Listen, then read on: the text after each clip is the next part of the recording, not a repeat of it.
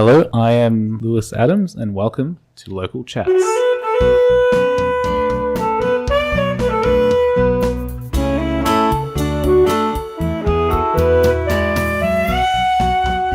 I'm here with Shann Lions. How you doing, man? Hey, Lewis. Good to see you again. Welcome back to the show. You're, I think, the second returning guest. Yep. I reckon we did this... What do you reckon, a year and a half ago or something?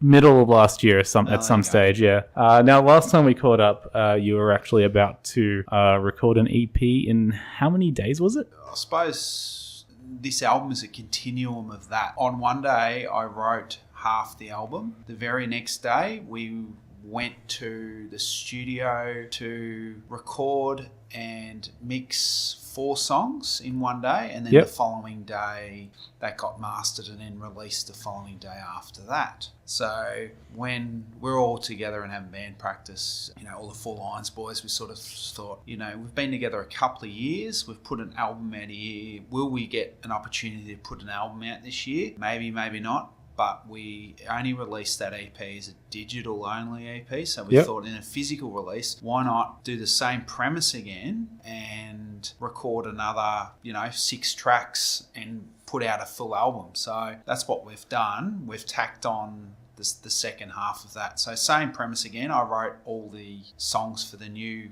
EP in one day. So really the whole album's been written in 2 days and recorded in 2 days or 3 days as well. I don't know. It's on the liner notes of the album. The whole album's a concept album, so I thought, why not put everyone under even more pressure and almost self-combusted, really. It was pretty intense, but at the same time, because there wasn't a lot of layering and that sort of stuff, because we recorded on a 4-track reel-to-reel, so you've got drums and bass on 1 track, guitars on 2 tracks. That leaves you 1 track, which is vocals. If you want to do any overdubs, you do them as you're mixing down to 2-track. There wasn't a lot of overdubs where some of the album before was 8-track reel-to-reel in an analog sense, so there was more luxury around a few overdubs here and there, but with this album it's not really a lot of overdubs, so that's why we could probably push it out in such a quick time. But no rehearsals didn't really help either. I don't know, people are going to have to listen to the album. It's a little bit of a change of direction for us, but there's always been sort of post-punky songs on each album,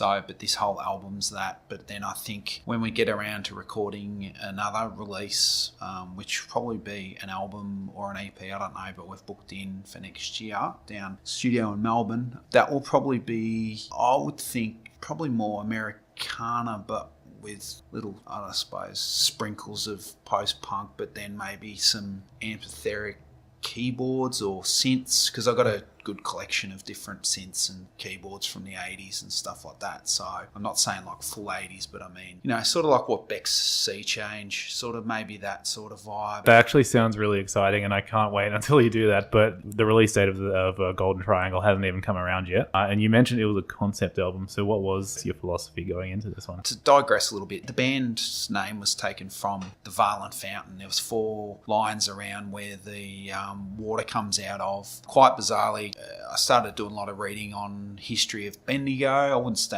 I'm a historian or whatever it is. Historian, yeah. Sorry, I like the idea of it being called a hysterian. I'm just going to... I've got hysteria. No. Historian. I'm not a historian. But I did read about Bendigo, and it just led me into other directions of stories of the gold rush. So I thought, you know what? I might write a whole album on Bendigo and a lot of the stories about Bendigo. So, there's reference to what people didn't know is in Rosalind Park, that was one of the camps back in the day during the gold rush. There was palm trees that got planted there. I believe they were Chilean palm trees. Okay. But they were able to make some sort of wine out of the leaves. So I believe it would have been like a mead of some description that the miners then would ferment in some regard, and the miners then would able to get a little bit tipsy on it. So, there's reference to that. There's reference to all the big gold finds within this region as well.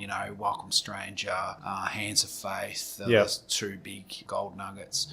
There's different, songs written from the perspective of a prospector Prospector. There's a song on there that's pretty much written from my perspective. The last song on the album, in part, my perspective of a little bit of underage drinking back in the day. Not a lot, but just, people have to hear the album. But all in all, it's really a concept album on Bendigo.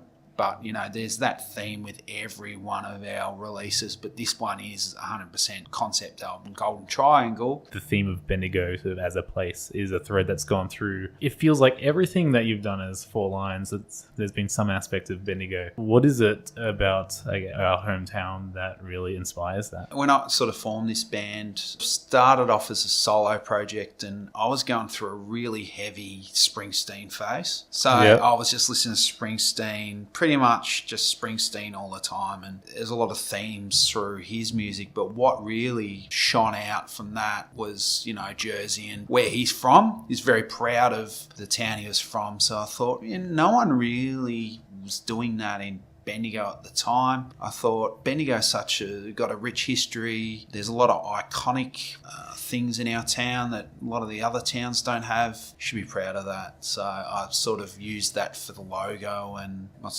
will say she's my sister-in-law. Thanks, Reagan. I had this idea and I sort of said, put the cathedral in a logo, put fountain. Top of my head, I don't even know what the third item is. What I've got a tram, and I said to her, it needs to be simplistic, but says a lot, and it needs to be sort of maybe the old time sort of writing that you would see in maps and different other things like that. And she made it better than what I could ever imagine. So it's good in that perspective, because people see that and just go, oh yeah, what's that? Oh, it's Bendigo. So at least even if they don't know our band, they can recognise the themes of that. It is an ongoing concept throughout our music as well, is the town of Bendigo and some stories around there and personal experiences, etc., etc. It's definitely a rich inspiration, if I might say. Now, we've had a preview from the album, the song Too Afraid. It's really cool, and you can sort of get that Aussie punk vibe from it, which you touched on earlier. But I want to ask you about the video. It's a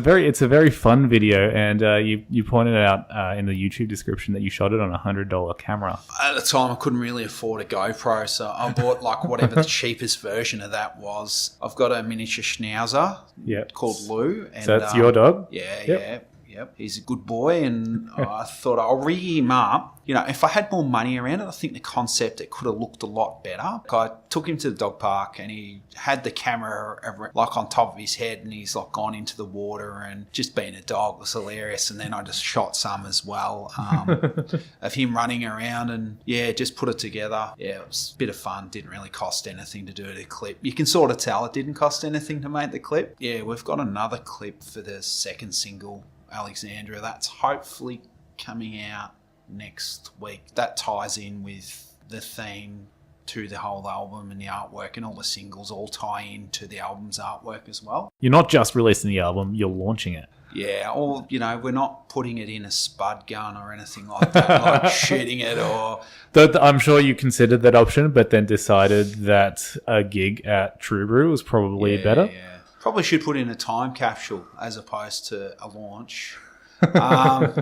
But True Brew, I mean, that'll be good. I think it was last year. I sort of worked with the boys and I'd been a fan of their beers and designed a beer with them. And I won't say which craft beer we sort of adapted. That's the correct terminology, so you don't get sued.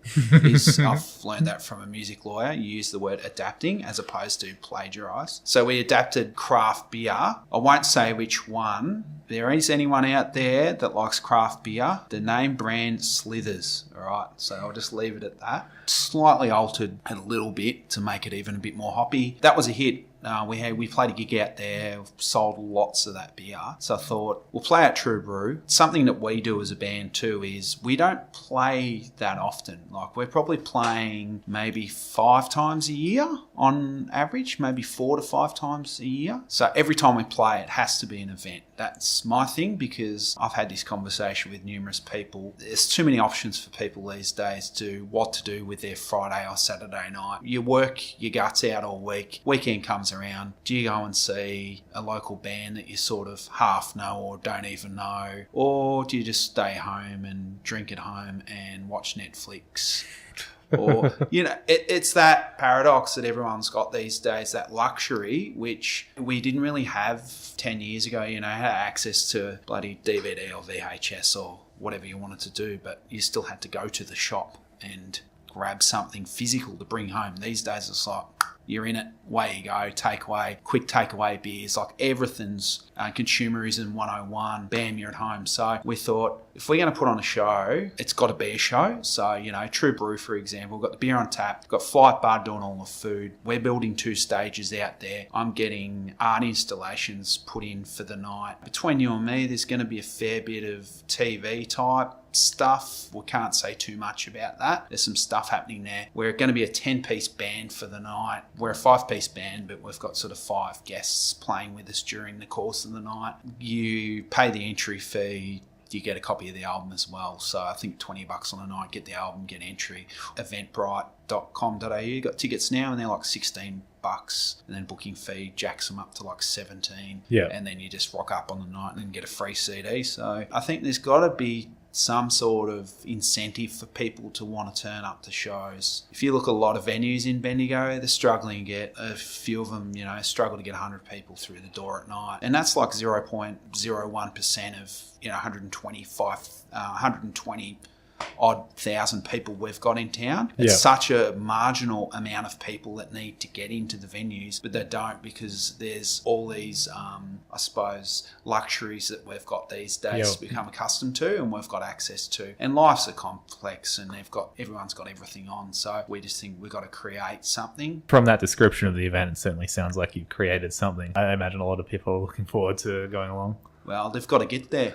It could be an absolute fizzer, Lewis. It could be just us playing to us, partners, and you, and the boys and girls from True Brew. So who knows? But we'll see on the night. Normally at this stage, I will ask what's next, but you've sort of touched on that. You're already thinking about the next album. I think with anything, there always needs to be evolution. There always needs to be evidence of change and wanting to do something different. So we've already booked in to record again next year. We've got 4 days booked at Gap in Melbourne, so I think they've done like June Rats and Courtney Barnett and heaps of other stuff. I've known Finn that's going to record it for a lot of years. He's a nice fella, and just got in touch with him again and just said, this is what I'm doing now. If you're keen, and he goes, yeah, I'm keen as. This is my studio. Shann Lions, thank you for having a local chat with me. Remember, you can find this podcast and other podcasts over at localchats.com.au. Thank you. Bye.